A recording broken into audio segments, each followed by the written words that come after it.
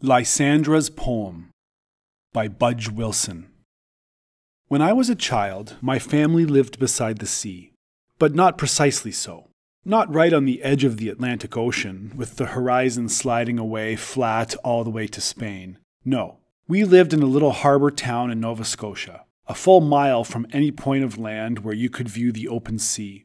But apart from the fact that you couldn't see the ocean, except insofar as the harbor was a part of it, the sea might just as well have been smack dab in the middle of our town. A day without fog was a time for rejoicing. Most days, tourists crept through our streets in their shiny American cars, fresh off the Bar Harbor ferry from sunny New England, headlights on and honking. The winters were windy and damp and dispiriting, the springs endless and fluky, promising summer one day and sprinkling snow on the stunted tulips the next. In summertime, all expeditions were planned tentatively. Sentences ended with the phrase, "if it doesn't rain." Packed linens were attacked by mildew. Wire coat hangers rusted, envelopes stuck together if they weren't stored in airtight plastic bags.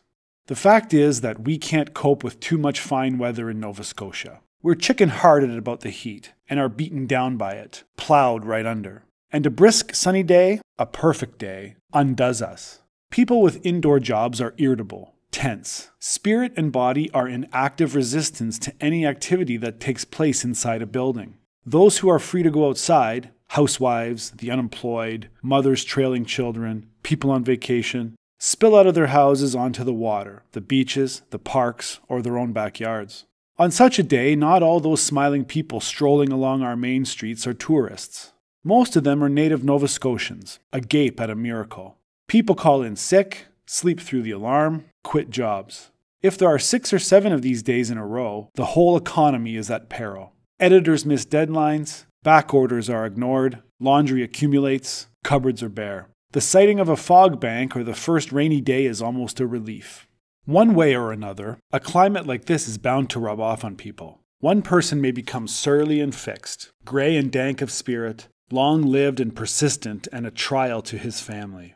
Another can end up hopeful, the fruit of those spectacular sunny days when the light is clearer, more pungent than most other Canadians could ever imagine.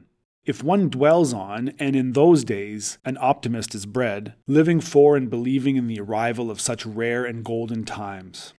Or you can be the way I was, stubborn and opportunistic, snatching what I could out of a resistant environment.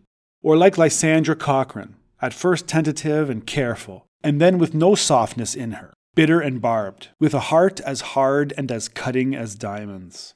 Lysandra, you may exclaim. What a name to issue forth from such a small and simple town in one of the back places of our land.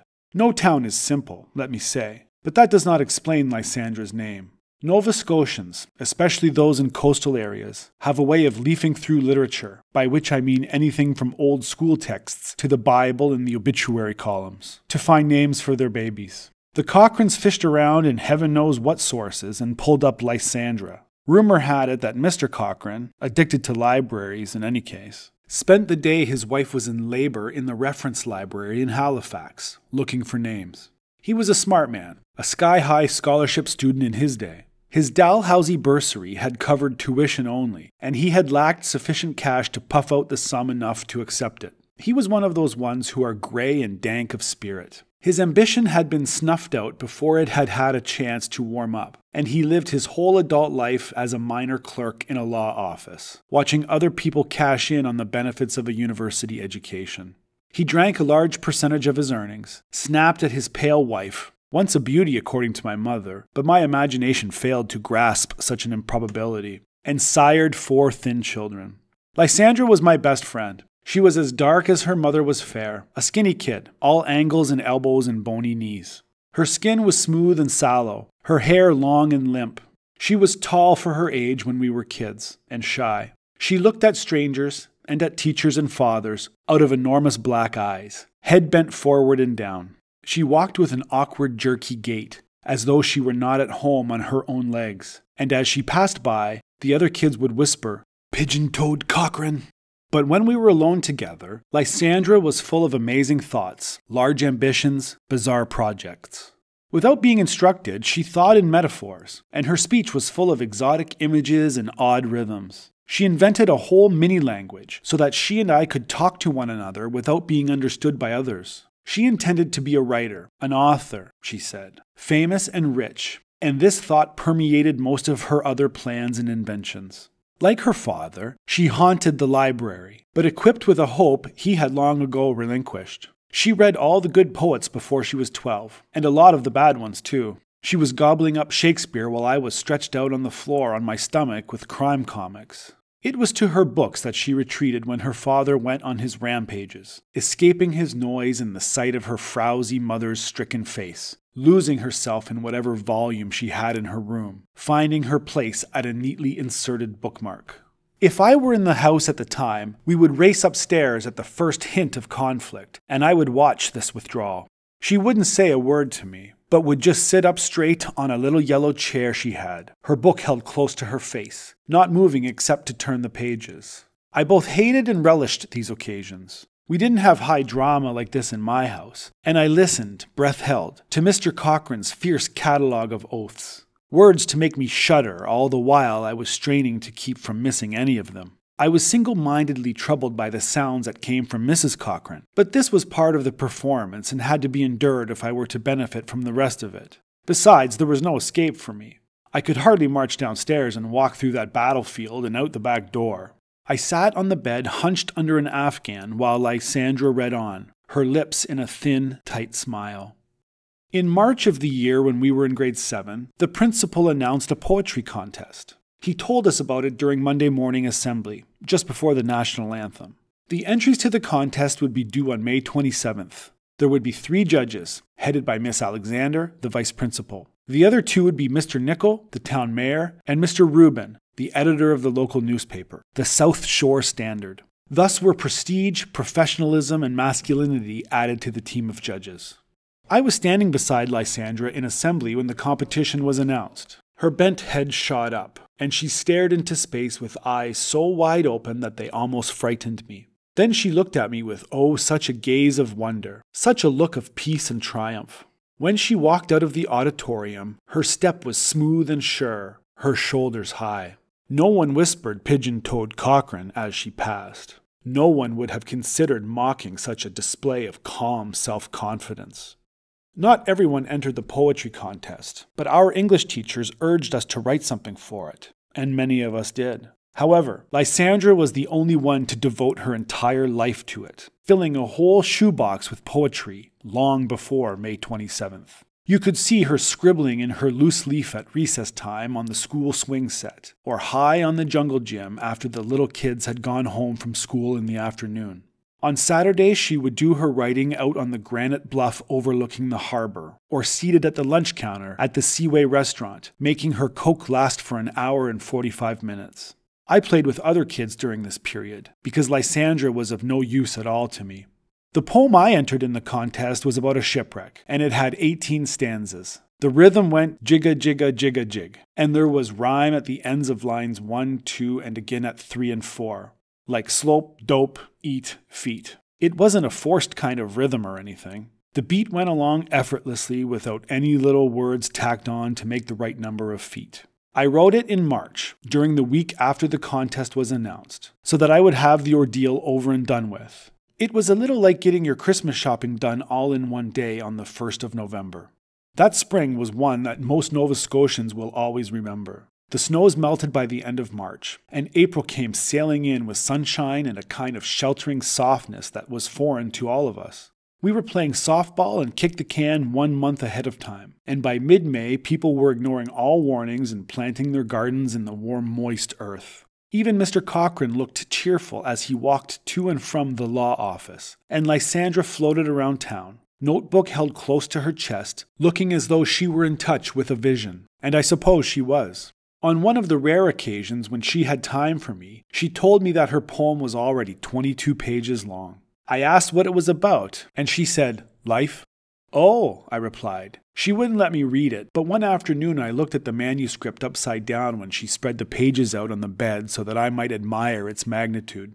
The poetry wandered all over the sheets, with short lines and long ones, sometimes with whole sections dribbling down the center of the page. After this unsatisfactory demonstration, she took the papers, folded them tenderly, and put them carefully back into the shoebox, stroking the top page with the flat of her hand. She closed her eyes and lifted her head as though in prayer. "I'll die if the house burns down," she said, her teeth clenched. At first I didn't understand, but then I did. I remember thinking, I hope I never love or want anything that hard. Just thinking about it exhausted me. "You should make a copy," I said. "Oh well," she sighed. Of course, I was a shoo-in to win that contest. Miss Alexander, the vice principal, was about 200 years old, and had no truck with any kind of verse that didn't rhyme and wasn't of the jigga-jigga-jig variety. I had often heard her speak scathingly of free verse. "The lazy poet's way of avoiding a lot of hard work," she'd say, lips pulled down at the corners, eyebrows drawn together behind her thick glasses. What's more, her father had been a fisherman on the banks and had been shipwrecked way back in 1920, when she'd been old enough to take in all the details. Those same details she liked to dole out to anyone who presented a willing ear. I liberally stacked my poem with material that was not so much lifted from her as it was spiced with the flavor of her own tale. But there were 2 men on the jury. Could they not have taken Miss Alexander's prejudices and swung them around? No, they could not. Mayors do not, by definition, necessarily know a great deal about poetry. Mr. Nicol knew next to nothing. The principal had put him on the jury to give it status. Mr. Nicol had agreed to serve because of political visibility. He had no intention of rocking any boats, poetic or otherwise. Mr. Rubin, the editor of the South Shore Standard, knew a lot about local politics and the economic problems of the Atlantic seaboard. From time to time, he wrote flat-footed editorials about these matters. He was familiar with the inequalities of freight rates and the need for federal subsidies. Poetry was not his territory. Moreover, both Mr. Nicol and Mr. Rubin had been taught by Miss Alexander when they were in grade 4. Mr. Rubin remembered what she had done when he had cracked his knuckles once too often during silent prayer. During the meetings of the poetry jury, Mr. Nicol had to stifle an impulse to raise his hand every time he wanted to speak. Besides, consider my poem. Where could you find a subject better designed to please 2 men? A shipwreck. Men doing traditionally male things. Heroic and beset by danger. I won by acclamation. On the afternoon when the contest results were announced, we were handed back our poems. I received a wristwatch and a return ticket to Halifax. Best of all, the 18 verses of my poem were to be published in the next week's issue of the South Shore Standard. Heady matters for a 13-year-old. I wound my watch noisily and put it on, arranging my face into an expression of humility. Lysandra ran out of the schoolyard ahead of me, tripping over a discarded hockey stick and almost falling. The many pages of her poem went flying, and she had to chase around after them, rescuing them from the wind. Her face was ashen and without expression of any kind. She walked home alone, chin up, legs unsteady once again. A disembodied voice from somewhere behind me called out, "Pigeon-toed Cochrane!" That evening, Mr. Cochrane took Lysandra's shoebox and threw its contents into the kitchen stove. Then, I was told by a neighbor, he stormed out of the house, swinging a bottle in each hand. He stayed away for 3 days, blind drunk in the middle of his grandfather's old woodlot. The days, the months that followed, were difficult for me. Lysandra withdrew into a secret self and refused to speak to me. She arrived at school late, never calling for me, and left the minute the bell rang, walk-running home with her huge eyes staring straight ahead. Twice I called for her at her house. The first time, her thin, sad mother answered the door, looked at me and sighed. "She's not feeling well today, Elaine," she said. The other time, her father greeted me. "You!" he growled, and slammed the door. I didn't try again.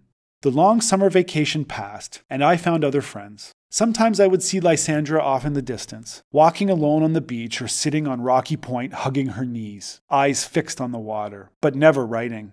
The weather, tired after a halcyon spring, turned rainy and chilly, but Lysandra still paced the shore, her hair blowing in the wet wind. Not fair, I thought. 23 kids had entered that contest. It wasn't my fault that I won, was it? Once I met her on the Blueberry Barrens. I had come up to get enough berries for Mom to make a pie. Lysandra was just sitting there on a granite boulder, hands limp in her lap. "Lysandra," I pleaded. "It wasn't my fault." "Wasn't it?" she said, eyes distant. I looked hard at her and noticed that she was pretty now, with a kind of wild gypsy beauty that didn't need fancy clothes or a trendy haircut. "Lysandra, please, be nice again. I don't want our friendship to be wrecked." but it is," she said quietly. "How can you do this to me for such a small thing?" I begged, not letting go. "Small," she whispered. It was neither a question nor a statement. Then she got down clumsily from the rock and walked out of the woods without looking back, picking her way carefully through the bushes and over the hummocks and outcroppings of stone. I went home and cried for a while in my room. Then I picked up my wrinkled copy of the South Shore Standard and reread my poem. A part of me wanted to tear it into little pieces, press it all into a hard, damp ball, and throw it at the wall. The other part folded it carefully and put it in my desk drawer. Then I grabbed my swimsuit off a hook and went down to the beach to go swimming with my other friends. 4 years passed and I was in grade 11. Grade 7 was long years behind me, and I scarcely noticed Lysandra as she came and went. Besides, my whole consciousness was absorbed by my feelings for Brett Houston. He had arrived fresh from the city of Toronto on the first day of school that year, and I had spent 24 weeks wanting him. As the year progressed, he had moved from pretty girl to pretty girl, in and out of our class, and I took courage from this fact. An early solid attachment, for instance, to the beauteous Sally Cornwall of grade 10, would have spelled permanence and hopelessness for me. But obviously he was still searching. Any minute it might be my turn. And suddenly, miraculously, it was. Coming up behind me one day as I pulled books from my locker, he grabbed my arm and swung me around to face him. "Hi, cute stuff," he said in his wonderful flat Toronto voice. I looked at his size, his blonde good looks, his casual grin, and my chest was alive with thundering heartbeats, tight with constricted breathing. "Tonight," he said, moving his gum over to the other side of his mouth. "The movie's at 8. Time for a little ride first." "Okay," I said, my hands shaking as they once again reached for my books, my eyes only marginally in focus. "I'll walk you home," he said, slamming my locker door with a masterful bang. Holy Toledo, I thought. As the weeks went by, as March moved into April and then into May, I marveled that this beautiful person was in my possession. Gone were the months of moving from girl to girl. We were going steady. It had lasted 7 whole weeks. I waited on him, packed picnic lunches, wrote essays for him, massaged his shoulders after baseball practice, watched sports programs on TV all Saturday afternoon, mended his socks, walked his dog. Even I could see that I looked different, my skin aglow, my eyes eager, my smile at the ready. I adored him. I watched his coming and his going with undisguised worship. I had a part-time job at a local variety store, and on the night of the spring dance, I had to work the evening shift. I told Brett I'd meet him at the school after the store closed at 9 o'clock. He had to get there early to attach the balloons to the ceiling. When I entered the darkened gymnasium by the side door, I almost bumped into him. Him and Lysandra. They were facing one another, standing sideways to me. She had cut her hair in low bangs, and the rest of it hung almost to her waist, black as night. She had on large hoop earrings and a low-cut black peasant blouse. There was a lot of chest to see, and her chest was a good one. That's all I remember about what she was wearing. I was too busy taking note of the way she was running a slender finger up and down his forearm, saying, "Come on, Brett, let's dance just a little bit while you're waiting. No point just standing around. She won't mind." As they came together to dance a slow number, I watched that same finger move slowly up his spine and then come to rest on the back of his neck. She lifted her lovely face to his, enormous eyes mocking, ready. As she and Brett moved off in the darkness, they looked like one person. They were dancing that close. He came back and collected me. I'll say that for him. That evening we danced like mechanical dolls, arms and legs moving, but no life in us or between us. I could see Lysandra over by the springboards and the parallel bars, watching us, smiling. Brett waited until the next day to abandon me, without a word of explanation or farewell. I thought I would die of heartbreak, or wished I could, but of course I did nothing of the sort. Brett followed Lysandra around like a panting puppy all spring, servile, pliant, and sent her an orchid for the graduation formal. I went to that dance with Horace McNabb, who danced like a tractor, lumbering along, squashing my feet. I laughed loudly and frequently, tossing my hair over my shoulders. Brett and Lysandra glided around the gym with their eyes closed, slow dancing to everything, their bodies pressed hard together. The day after the formal, Lysandra told Brett she was tired of him and gave him back his baseball crest. Then she could be seen once again in the town library, reading, and writing page after page of poetry. She had lost her stunned, vapid look. She moved once more with measured coordination, with grace. She even spoke to me from time to time, a neutral, unadorned hello in passing. Brett moved away with his family in the fall of that year. His father said he couldn't hack the climate. He said he wanted to live someplace where he could depend on owning a dry pair of shoes. I met Brett 20 years later at a high school reunion. He was 38 years old, balding, stout, boring, a petulant wife in tow. Lysandra did not attend the reunion.